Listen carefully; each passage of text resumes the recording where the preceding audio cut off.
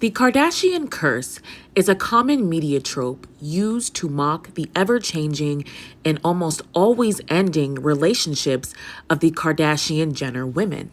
This theory presents a flawed approach in understanding how and why relationships meet their demise. In this breakdown, we are going to be looking at how energy dynamics and soul lessons distort our perceptions of romantic relationships. Chloe getting married definitely makes me think about my future with Scott and marriage, and we are holding off until after the baby comes and we see what our relationship evolves to. Because of our socialization around emphasizing the mind or the ego, we have been trained to believe that relationships are meant to last forever, when in actuality, our relationships are designed to meet us where we are energetically and usher in soul lessons to help us evolve. The relationship between Chloe and Lamar is a demonstration of wounded energy meeting wounded energy, also known as karmic relationships. The deep soul connection shared between the two highlighted Chloe's feminine wounding in searching outside of herself for validation, and Lamar's masculine wounding in fostering false senses of security. I feel very at peace, very comfortable in my own skin, very secure. And literally in his sleep, every time he wakes up and he moves, he tells me he loves me when he rolls over. That's just not what I've ever had before. The relationship between Courtney and Scott represent a rising energy meeting a stagnant energy in the form of a deep soulmate connection. There's something attracting. You have a very kind of deep bond. You guys are two old souls in previous life that keep meeting. While one party is typically more open to receiving new ideas and moving towards alignment, the other party is typically rooted in 3D behaviors and becomes stagnant.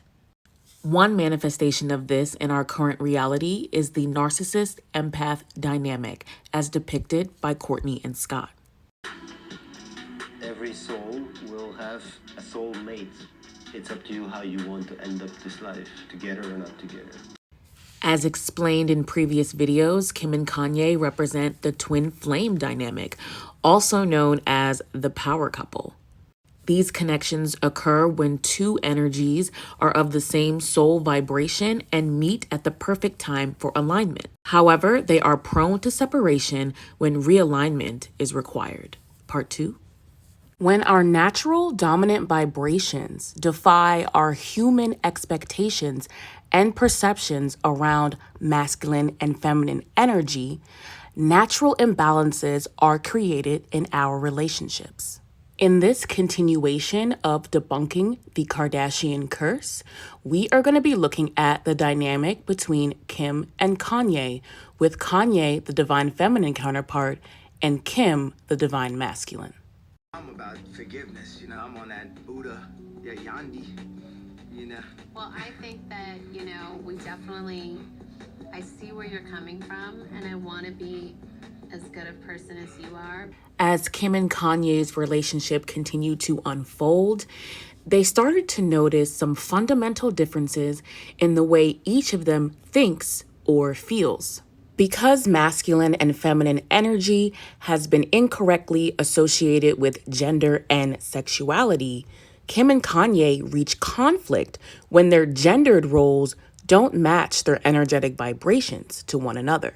I'm gonna be mad at anybody. No, I don't. I just get really protective, and I'm like, oh, no. And then you just go forgive them. The physical manifestation of these imbalances looks like Kim coming across aggressive and combative to Kanye, and at times lacking certain nurturing instincts. Slaved around the world making clothes for you to make sure that you find the best outfit, and you let me go out wearing a Jesus Band-Aid. Aww. He said I should have got a skin color Band-Aid. And I'm not going to have a full-fledged fight because I won't get you a Band-Aid. I'm sorry. But if that's going to make him feel better, just to get him a Band-Aid, I can't. And Ye coming across to Kim as a pushover or overly emotional, as opposed to harnessing more practical instincts that she would associate with a masculine or man. I just want to know, what's your rationale in being cool with him? I'm not rational, I'm spiritual.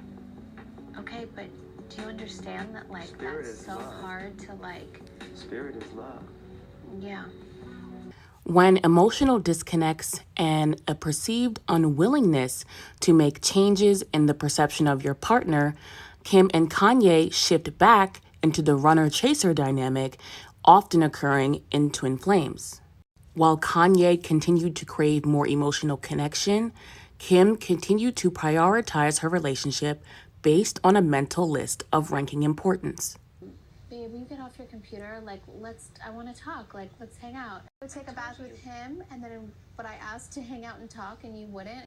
With both parties in need of spiritual development, these twins were faced with separation. I can't do this anymore. Like, I can't even think about that. Like, I want to be happy. The ego constraints human beings have put on relationships contribute to the biggest misconception about soulmates that most people cling to. In our human existence, we believe that soulmates last forever. And while this is true from a metaphysical standpoint, in a world that is structured around the concept of time, the concept of forever for soulmates does not always align. I'm Scott. That's Courtney. Nice to meet you. Wait, cheers. You don't even say cheers. I forgot. In this breakdown, we are going to be looking at how soulmates become misaligned and why they sometimes transition out of our physical lives. I love how quickly you two could make up. Love is the weirdest thing. You know what, Chloe? Breakups to breakups. It ain't happening here. The most simplified definition of a soulmate is a connection with a higher level of emotional depth, coupled with growth and challenge areas that, if pursued, could lead to long-standing relationships. Because there is no connection void of karma, the mechanism designed to trigger our soul's growth, soulmates can be broken into two specific types: healing soulmates and companion soulmates. While companion soulmate face other karmic challenges external to their connection, healing soulmates, with one ascending and one stagnant counterpart, face the realities of separation, unlike their idealized opposite.